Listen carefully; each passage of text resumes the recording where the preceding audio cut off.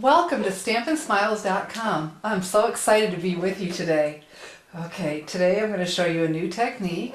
I call it faux watercoloring. Others have called it blurred vision. But to teach you this new technique, I need to start with a technique that will be new to some, old to others. I'm using the Summer Sun marker to color the tops of my flowers. And then I'm taking the Close to Cocoa marker and I'm just hitting the tips. Here we go. This is going to add some dimension, really help it stand out on the cardstock. Okay, and now I am using a more mustard Stampin' Right marker to color my petals.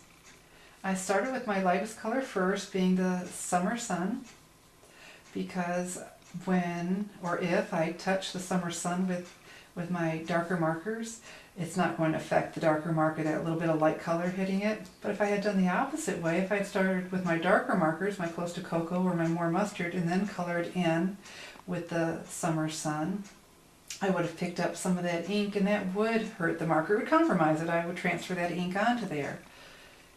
So that's a little tip for you to remember. Always start with the lightest color. Look how quick and easy that is. Now I'm using the Old Olive marker to color my stems and my leaves.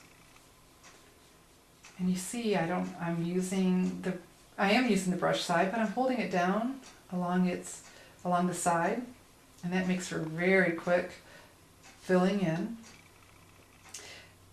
And this is how you go ahead and get more than one color on a solid stamp. Of course, I could have stamped this in just one color and had a solid card. It would have made for a pretty monochromatic card. That isn't what I wanted to show you today. We're almost done. Here we go. You thought, looking at that big stamp, that was going to be like watching paint dry. You happened to watch me color that whole thing, but look how quick that is. Okay, I don't want to alarm anybody, but I'm about to do some heavy breathing here.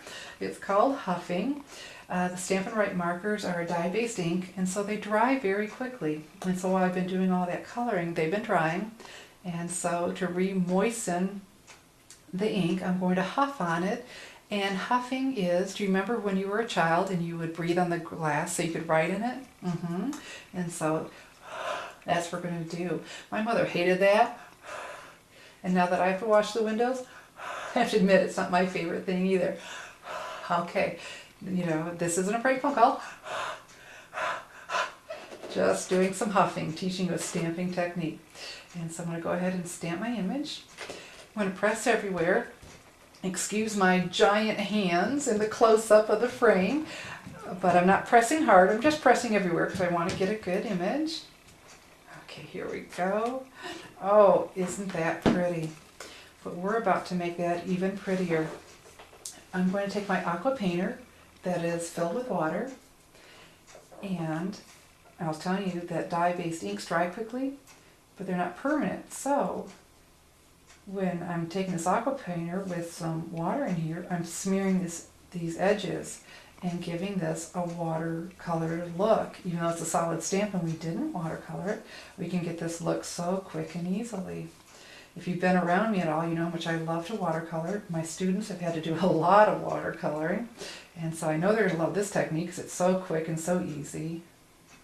And so when I change colors, I clean, because if I hadn't cleaned, I'd still have more mustard on the tip of my aqua painter, and the color up here would have looked more mustard and not Summer Sun, and I'm wanting the Summer Sun. So I keep doing the same part to the flower and then move on. All right, just wipe that off again. That's what I meant by cleaning, on my paper towel. And then look, see how this is pulling the color? Oh, goodness, this is pretty.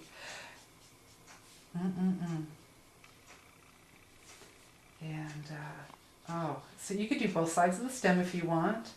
Earlier when I was practicing this technique, I did both sides, and I didn't like it as well. But this is your card, you're the artist, so you do what makes you happy, what floats your boat. So quick, so easy. Oh goodness, look at the artistness coming out.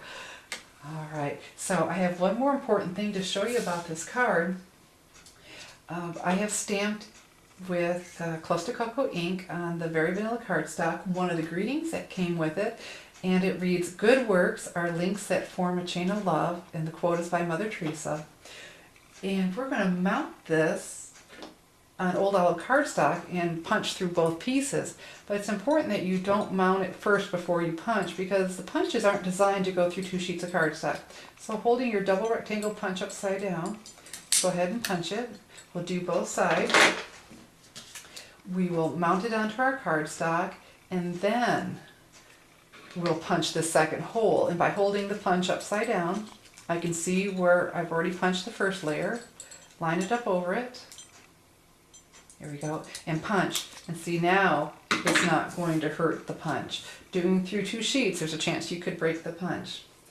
One more thing is, you have a 6-inch piece of more mustard grosgrain ribbon, and I fed it through both sides so it's on the back, and we're going to attach this to our card with mini glue dots. Let me show you the finished project. Here we go. Isn't that pretty? Hopefully most of it's in the frame. And so I've, on Very Vanilla cardstock, we layered onto more mustard and then onto Old Olive. Now it's your turn. Thanks for watching.